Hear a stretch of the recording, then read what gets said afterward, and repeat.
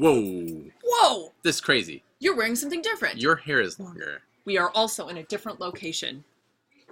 I don't know what happened. I have no idea. I have been reading a lot of Harry Potter again. It probably was some sort of disapparation We're thing. reading the scene where, Yeah. they learn to disapparate. It must be working. That is what's happening. All right. Hello. Hi.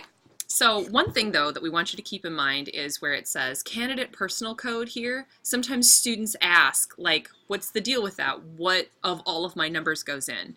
And the number that does not go in there is the number that starts out 002815-. It's not that one.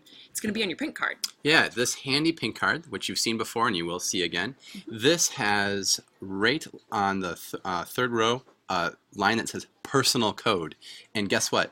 That is your personal code. And this personal code, which is a combination of letters and numbers, goes right there. That is what you put there. Ooh, I'm feeling something twitchy in Me my belly. too. Whoa! I think I'm gonna disobey!